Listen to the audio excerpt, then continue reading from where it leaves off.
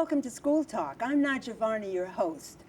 Never before have we heard so much about education reform.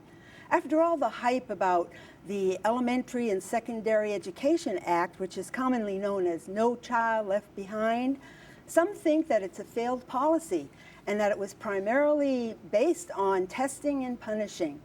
Well, what are the teachers saying about education reform? I am delighted today to have the president of Massachusetts Teachers Association, Ms. Barbara Mataloni. She's a psychologist, a teacher at the secondary level and the college level, and is currently the president of MTA. Welcome, Barbara. Hello, delighted to be here. Well, I know how busy you are, so especially at this time of year with school starting, so I'm thrilled that you came. But before we talk about real issues, would you kind of tell me, you're an interesting person to be a psychologist. How did you get into education and union work? Well, in answering that question, I think will be a good entry into real issues. So I got my doctorate in psychology, and I was practicing as a psychotherapist. But I came to see that we needed more changes that were not just about individuals changing, but we needed broader political change. And my thought was that the best way to make that change was to go into public schools, because public schools are foundational to our democracy. So if I wanted to grow democracy, I needed to become a teacher. So I went back, got my master's, and became a high school English teacher. Through the course of various events, I ended up at UMass Amherst, where I was a teacher educator. I was there for 9 years. And in my time there, they determined that there was going to be a national assessment of student teaching. This national assessment of student teaching was owned by Pearson Inc., which is the largest assessment company in the world. And it would involve students answering a series of questions, sort of an essay format, videotaping their classroom practice, and then sending it to Pearson. And Pearson would hire people on a contract basis to review the students' writing and video and determine whether or not they had passed student teaching. Now, I understood this to be an incredible imposition of a corporation into the very intimate relationship of teaching and learning to be a teacher. My students understood that as well. So during a field test of this assessment called EdTPA, my students didn't want to send their work to Pearson. I fought for them with the administration to be able to be given the right to choose to participate or not. It was a difficult battle. I eventually won, and when I won, 59 of 60 students refused to send their work to Pearson. I knew that this was a huge national story because of the corporate intrusion into education, and so I contacted the New York Times. They did a page A13 story that was about the corporate impact on public education. And 10 days later, I got my walking papers from the University of Massachusetts. Oh, that's a sad ending to this. Well, but it's not a sad ending, because what happened was I fought it. We organized around it locally. We organized around it nationally. I became a spokesperson for resisting corporate reform, and through that was given an opportunity to run for president of the Massachusetts Teachers Association, and that's why I'm here today. Well, I'm glad you told that. That is, when we were talking off set, you said that it seemed to be connected to the issues, obviously, with Pearson, because so many people are saying, how come people outside of education are telling all of us in education what to do and when to do it? So thank you for sharing that. It really is a really good example of what's wrong with, you called it education reform, I call it corporate education reform.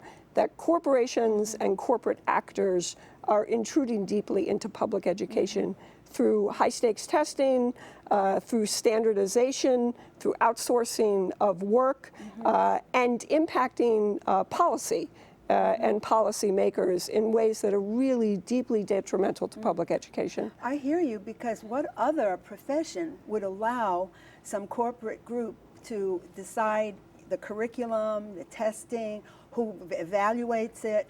I hear you, and I think that you're probably voicing the opinion of many teachers. And now, getting into the union, which I can see how you got there now, maybe we should be good teachers and define what is a union, because for as many people who are watching, there are many perceptions and opinions about unions. So how would you define the teachers' union? Well, I want to define unionism first before we get into teachers' union and talk about why it's so important for every worker should be part of a union. If you think about how much of our lives we spend in our workspace, and within that workspace, if we are going to be a democracy, that workspace needs to be democratic. That workspace needs to be a place where we have power and voice and the capacity to take collective action. If not, there's a huge segment of our lives that we don't control. Now, this becomes even more important in education, or at least as important in a different way, because teachers' workspaces, educators' workspaces, are the places where children learn. And so having educators be able to have voice and use their collective voice to create the best working conditions for educators, which is what unions do, means that we're going to create the best working learning conditions for our students. Absolutely, that makes perfect sense, because I've heard so many teachers say, why don't they listen to us? It's our world. We see the children every day. Now, some critics of the union say that we have a union to protect bad teachers. And they say tenure, this is why I'd like you to explain what tenure is and is it relevant today? Because they say, the teachers go in there and they have a job for life if they want. No, none of the rest of us have that. How do you define the tenure, and is it important? Well, tenure is really just due process. And again, everyone in this country, in their workspace, should have the opportunity to have protection in their job site, and if they are in any way receive a bad evaluation or lose their job, there should be a system that's clear and a process for reviewing any accusations and for determining through fair arbitration whether or not those are accurate. That's what tenure means, that you're guaranteed the right to due process. I think every worker in this country should have that. It's not a guarantee just because you're signed into a school that you have your job forever. The people who say that are the people who are looking to undermine our union and to undermine workers' rights nationwide. So I think what they count on is that too many of our workers right now don't have those kinds of protections. What we need to do is fight for everybody to have those kinds of protections. Yeah, well, I think that's a wonderful idea, because teachers do have influence. And when you say for everybody, the school is the foundation for our society. Now, I have read that some of the critics call what's happening now, some of which you've referred to, an assault on public education. Now, this is the policies have been sanctioned by the government, but they're being criticized by educators, legislators. So why have they been, you've kind of alluded to a lot of why they're under attack, but could you kind of give some specifics now about why are people saying that these policies are no good, and why is it, quote, this assault on... Well, in order to answer that, we have to think about really what purpose public education serves in this country. And I said earlier, it is the foundation of our democracy. It's the place where every child in this country has an opportunity to interact with other young people, with adults, in a way that grows our sense of purpose, of creativity, imagination, empathy, critical thinking. So it's an essential component to democracy. The reason we identify what's happening as an assault is because it's undermining that foundation of what public education is. High-stakes testing is being used to prove that schools are failing, and then when schools are proved to be failing, and they go in and they attack the teachers for supposedly not doing good work. They then say that the schools need to not be public anymore. They take away the rights of school committees, put them into receivership. So you have private entities overseeing the running of our public schools, which is deeply undemocratic. And then through that, we get charter schools coming in. And so there's this huge shift from the public and public funds into private control and private hands. That's an assault on the foundation of public education. Public funds are being put into private hands. Some of those private hands are Pearson through testing and curriculum.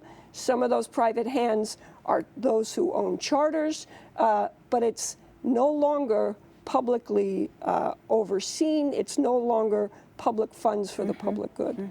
No, I'm with you on that, because often here on School Talk we say that America has a unique vision for education, and that is public education for all. And hopefully, there never used to be high school free for all, and now I hear they're talking about community colleges being free for all. Won't that be wonderful? That would be wonderful. We should go all the way up.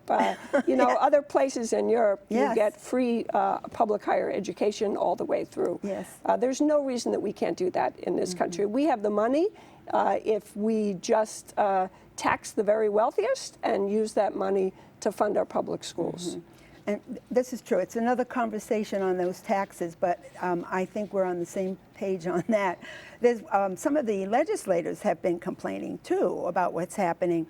And one of the legislators, he's a representative in California, Mark Takano, I think is how you say his name. And I read about him. He was a teacher for 24 years before he went into the Congress. And let's see, he wrote something, if you don't mind me quoting it. This was an interview conducted by Jeff Bryant, and he said, I'll just read a part of it. Because No Child Left Behind, he said, because of that, I suddenly had to follow a syllabus and a pacing guide by the district office. There was less trust of the teacher. And that's a mild way of putting it, he says. We began being treated like we were a transmitter of someone else's ideas of what is good in education. Effective education, he says, doesn't work that way.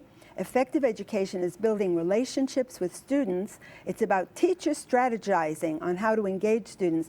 You can't do the canned lesson or script content. Now, I've had friends who are still teaching and who are going crazy with having, with long years of experience, to have to be forced to read a script. But now other people say, if they don't do that, how will they meet the standards? So my next question to you is, the standards. Should we have national standards? Are teachers afraid of having standards? But this is the excuse for these scripted lessons. They say, well, if you do that, the children will be guaranteed to meet these standards. So what would you like to say about having standards? I think we need to reclaim the word standards. I think it's really being misused in that context. Of course, we want to be thoughtful about what we want our young people to be able to work towards and experience in school, you know, along some sort of continuum and opportunities for development and growth within that. We want to hope for the best of every single student who enters our classroom and be able to see their possibilities. Those are the kind of standards that I believe in. Standards that are rigid and solid, sort of, you have to be here at this time, at this moment, on this day, have nothing to do with, as this representative suggests, have nothing to do with the kinds of complex relationships that are the heart of education. Education is about relationships. That's what we need to focus on. Yes, thank you. And we have to go to a break, but we have a lot more to talk about. This has been great. We'll be right back. This is important. See you in a minute. Michael Adams? Here. Michael Adams. Here.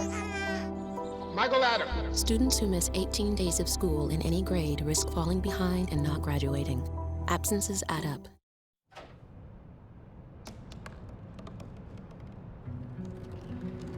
They said I couldn't dream.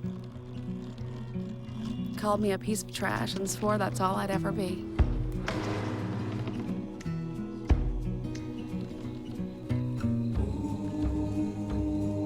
Said a bottle couldn't see the ocean.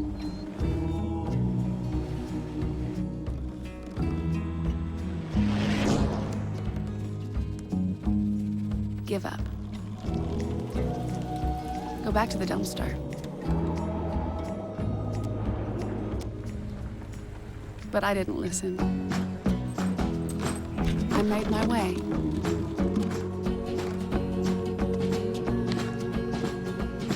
And now, I am what I've always wanted to be.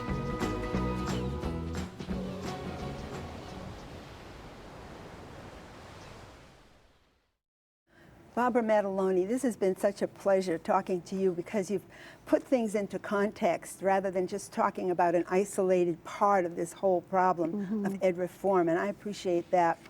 But there's still a lot of talk about high-stake testing is important, and it's going to help change the achievement gap between white students and people of color and minorities. Can you speak to that? Yeah, I can. First of all, I refuse to use the language of the achievement gap. It's not an achievement gap, it's an opportunity gap. If we look at the U.S. historically, black and brown children have been marginalized and left behind, and that's about institutional racism, that's about economic injustice. What we know about standardized testing is that it correlates most highly with the socioeconomic status of the family that the child lives with. So what we're getting from high-stakes testing is a report about economic injustice. If we're serious about taking care of every child in this country, then we need to address issues of economic and racial justice. And high-stakes testing is not the way to do that. In fact, if we look at what's happened since ed reform, we see more segregation. We see students, black and brown students and poor students, getting less of an education because of the focus on high-stakes testing. It's really been profoundly destructive. You were talking earlier about why is this an assault? High-stakes testing is the weapon of the assault. We know that it isn't going to tell us any except the tiniest piece of information about what's happening in our schools.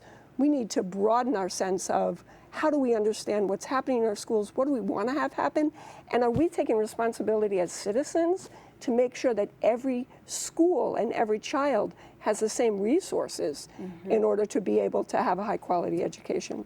The whole problem of poverty is obviously connected to the whole problem of education. And I think in a way, I agree with you that the tests only tell us what you stated.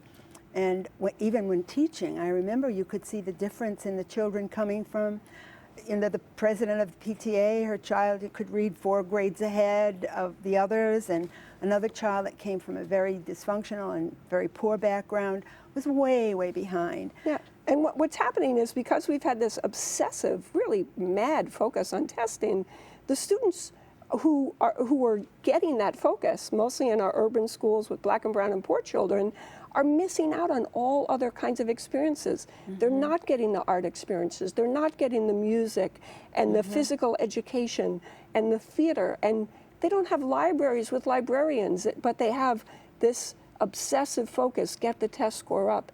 It's criminal, and it's a kind of cruelty. I see that because there have been several movies that were produced all about showing rah, rah, rah, we've passed the test, our school has achieved. And it really meant so little to the lives of each of those children to see their scores go up.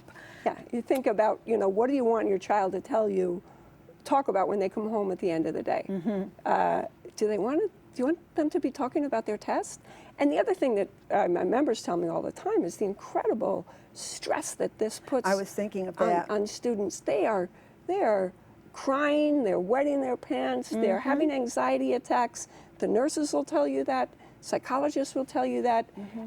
It really is a form of madness. I think, we're working to sort of snap ourselves out of it, and let's get back to meaningful education. I remember years ago when I first started, and I was helping in a first grade. I was the reading specialist, and the first grade teachers, one of them said, I cannot give this test to my children. They're crying, and the behavior is all off. And this was years ago, and now we now think it's good to do this to children. Well, there are people who think it's good or who are doing it, whether or not they think it's good. Exactly. But there is a growing movement in this country to say no to standardized testing.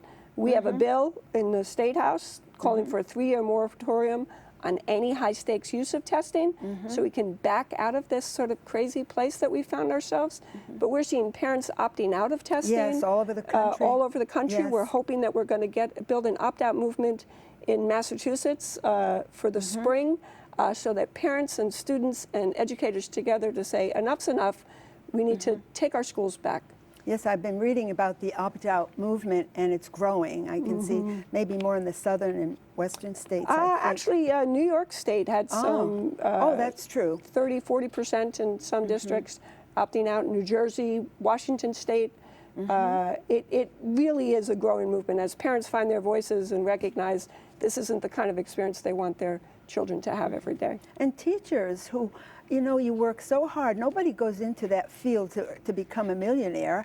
And all that caring and nurturing is all destroyed by centering them on, you know, on that test and the result. It's actually one of the things I've really heard from my members as I've crossed the state is that people become educators based on ideals. They care about children, they care about their content, Yes. they want to make the world a better place. The pain that my members are feeling because of the kinds of things that they're being told to do that they know are destructive is really profound. We're turning that pain into anger and into activism so that we can stop this corporate assault on public education and reclaim our schools. It is crazy that we always thought of American education, as you said, a democratic institution, free for all children who come here. And to see this privatization thing, everybody seems to be run by money. And I think that's underlying because nobody wants to give the schools money. They're afraid, you know, raising taxes. It's just this big cycle. Well, it's interesting. No one wants to give the schools money, but corporations understand that there's a lot of money in public education. And That so they can make. there's a lot of money to be made through curriculum, through testing, through standardization, through privatizing schools, busting unions, and then having a workforce that's not protected, that's not making very much money, but the CEOs in these nonprofits are doing very well. Well, at the same time, while all this is happening, there's this razor focus on the teacher for accountability at a time when they're in such confusion about what real education is and what they're expected to do. So I wonder if you could speak to what you think are the flaws in this whole accountability movement. I think we need to stop talking about accountability, which is a term of finance, and we need to start talking about responsibility. And we need to start talking about the responsibilities that each of us has, educators, parents, community members, taxpayers, to providing the best for our young people. That's our responsibility. So, and within the context of responsibility, then we're talking about relationships. We're not talking about counting accountability numbers. We're talking about real human People. beings together trying to figure out how to give the best to all of our young people. Well, right now, I have so many other questions. You've touched on a lot of them, but you mentioned charter schools along the way, and I'm not sure that everyone in our audience knows what a charter school is. Could you just tell, you know, because there are several kinds, and we only have maybe 2 or 3 minutes left. You could write a book tell you on what charter this. schools are that quickly. Generally. Charter schools are a way, I would say, of siphoning public funds for private interests. They are any group of people that gets a charter to open a school, then there is no democratic oversight of that charter. It is those individuals or the company, frequently they will hire a company to come in and oversee the school. So right away, charters are undemocratic. They are privately owned and operated, but they're paid for by public funds, so that in a district, when a charter school is opened, the money follows the child into the charter school and out of the district. And we see millions, hundreds of millions of dollars in Massachusetts every year moving from public schools to charter schools. Charter schools where students only can get in by a lottery, say. This is public education. Everybody needs to have every opportunity. Where they are frequently pushed out if they present any sort of behavior problems or if they're not able to achieve the test scores. We see lots of push out of charter schools. So we're creating this two-tiered system, and the charter schools are private entities being funded by public money. That is undemocratic. Yes, I hear you, and I know that there are many charter schools that have we were using the word accountability, but they answer to nobody, so that's very strange. And they hire teachers that are not truly educated and qualified and certified. And I think that's really a shame to for the children. We have just a few minutes left here, so how important right now do you want to say is the voice, the collective voice of educators? I think the collective voice as educators is profoundly important, and we are building that voice in Massachusetts, and that voice is growing nationally. We see that in the Seattle teachers' strike, which is taking place right, yeah. right now. But that collective voice is actually not going to be enough. We need the collective voice of parents with educators. We need students to be a part of that. We need community members to be a part of that. Public schools are public spaces for democracy.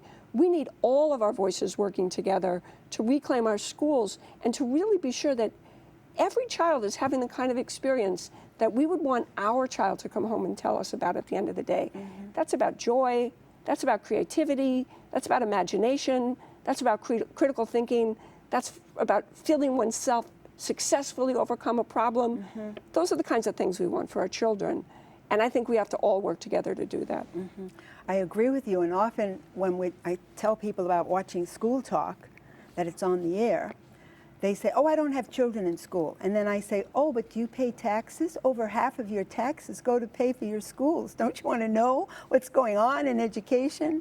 So we've come to the end of the show, Barbara, and I just can't thank you enough. I wish we had another half hour to explore all of these. Too quickly. Well, maybe you'll come back again. We can work on these topics and talk some more. So thank you so very much for being my guest. Thank you very much for having me on. You're Really my welcome. pleasure. And you will find my closing remarks very familiar because I planned to quote from an online interview that I read by Matthew Cunningham Cook. He was interviewing Barbara Mataloni, and I'd like to close with her quote. She said, I provide a vision for public education that is joyful, creative, imaginative, and democratic. To me, that sounds like the means to real learning, real education reform, if you will, which you know we'll continue to talk about right here on School Talk.